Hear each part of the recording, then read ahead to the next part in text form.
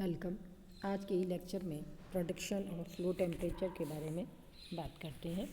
तो low temperature produce करने की कितनी विधियां हमारे पास में है और कौन सी विधि ज़्यादा इफ़ेक्टिव है।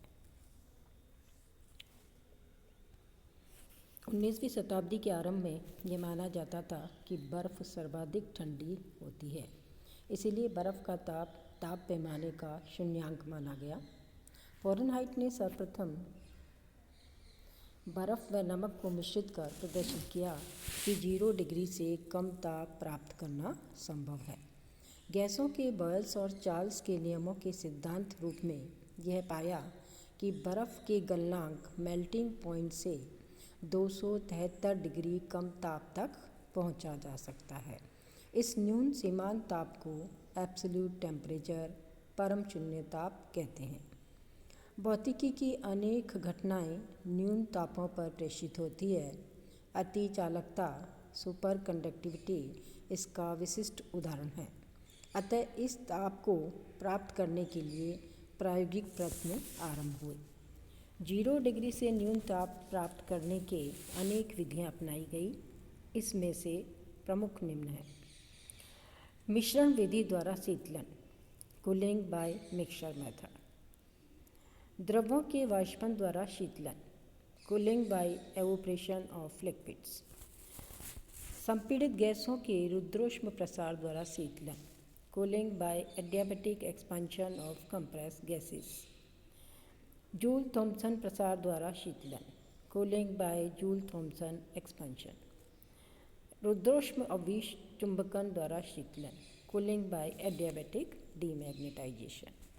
यह हम जूल थॉम्सन एक्सपेंशन के द्वारा कूलिंग और एडियाबैटिक डीमैग्नेटाइजेशन के द्वारा कूलिंग के बारे में डिटेल अध्ययन करेंगे। आइए देखते हैं जूल थॉम्सन एक्सपेंशन क्या होता है।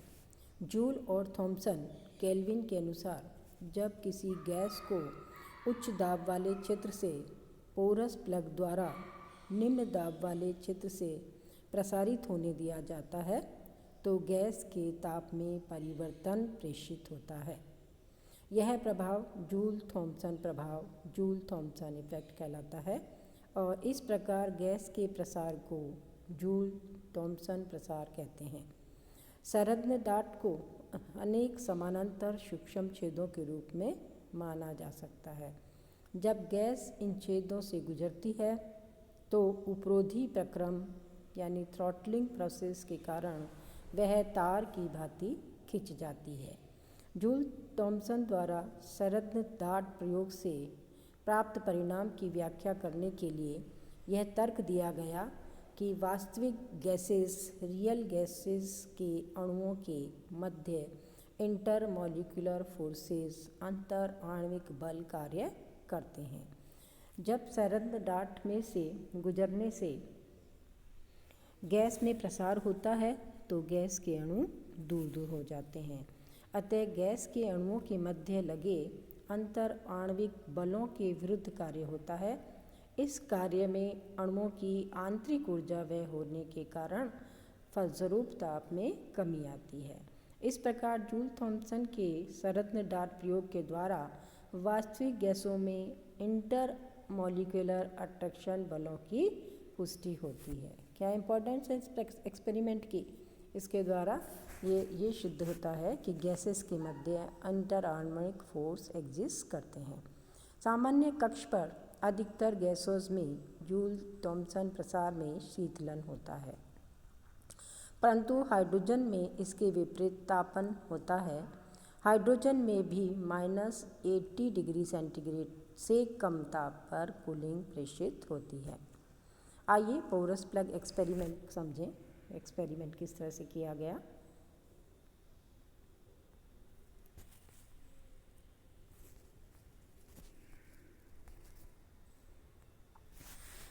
जूल थॉम्सन के संलग्न डाट के प्रयोग में उपकरण को चित्र की भांति दर्शाया गया है। देखिए फिगर, देखिए इसके हिसाब से अरेंजमेंट किया जाता है।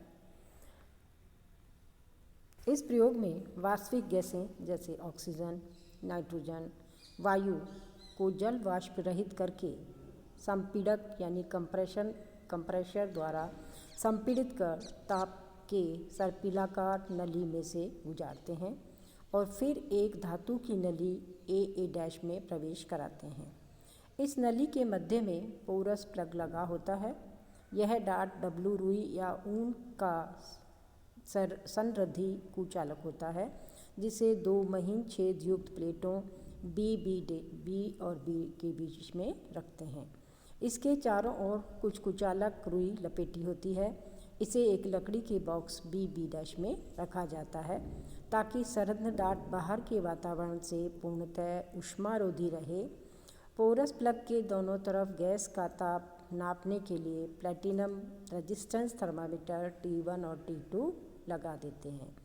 पोरस प्लग से गुजरने से पूर्व गैस का ताप मोनोमीटर M के द्वारा नापा जाता है और नली AA के दूसरे सिरे पर वातावरण से प्रत्यक्ष संबंध होने के कारण पोरस प्लग से गुजरने के पश्चात गैस का ताप एक वायुमंडलीय दाब होता है। संपूर्ण उपकरण को जल के कुंड में रखते हैं ताकि गैस का प्रारंभिक ताप समान रहे। देखिए, एक बार फिर से बात करते हैं। ये एक चैम्बर है जिसमें गैस को कंप्रेस करने की फैसिलिटी है। कंप्रेस की हुई गैस जो है वो स्पाइरल ट्यूब S जो यहाँ दिखा रखी है कॉपर की, उसके अंदर से पास ऑन होती है। इसकी शेप स्पाइरल इसलिए रखी जाती है ताकि गैस लंबे समय तक जल के संपर्क में रहे, शीतल को जल के संपर्क में रहे। यहाँ से जो गैस प्राप्त हो रही है कंप्रेस की हुई और थोड़ी सी कूल्ड गैस, उसे उसका टेम्परेचर T1 इस AA जो ट्यूब है लकड़ी की, इसके अंदर थर्मामीटर लगा हुआ है, प्लेटिनम थर्मामीटर, जिससे टेम्परेचर मेज़र किया जाता है। इसके अंदर इस पोर्शन में मोनोमीटर की हेल्प से प्रेशर मापने की व्यवस्था है। ये गैस उसके बाद BB यानी जो हमारा पोरस प्लग है वहाँ से पास ऑन हो रही है। ये पोरस प्लग एक लकड़ी के बॉक्स के अंदर बंद है और इसके बाद जो है फिर अगेन प्लेटिनम थर्मामीटर लगा हुआ है, जिससे टेम्परेचर T2 फाइंड आउट किया जाता है। उसके बाद इस गैस को ओपन छोड़ा हुआ है, इसलिए इसका दाब एक वायुमंडलीय दाब के बराबर होगा। अब ज्ञात व नियत दाब P और T1 पर गैस को पोरस प्लग से गुजारा जाता है। जब गैस का प्रवाह स्थिर हो जाता है तो पोरस प्लग में से आने वाले गैस का ताप T2 ज्ञात कर लेते हैं। इस प्रकार कई गैसेस ऑक्सीजन, नाइट्रोजन, वायु, हाइड्रोजन, हीलियम आदि गैसों का अध्ययन किया गया, जिससे क्या परिणाम निकलते हैं। इससे परिणाम निकले सभी वास्तविक गैसें थ्रॉटलिंग प्रोसेस में ताप परिवर्तन प्रदर्शित करती है। पोरस प्लग से गुजरने के पश्चात ताप परिवर्तन प्रेशर डिफरेंस के अनुक्रमानुपाती होता है। हाइड्रोजन और हीलियम गैस के अतिरिक्त सभी गैसें सामान्य ताप पर शीतलन प्रभाव दर्शाती है। हाइड्रोजन और हीलियम सामान्य ताप पर तापन प्रभाव दर्शाती है। सभी गैसेस के लिए एक नियत व्युत्क्रम ताप होता है, एक नियत इन्वर्जन टेम्परेचर होता है। गैस का वास्तविक ताप इससे कम रखने पर गैस शीतलन प्रभाव प्रदर्शित करती है और अधिक होने पर तापन प्रभाव प्रदर्शित होता है।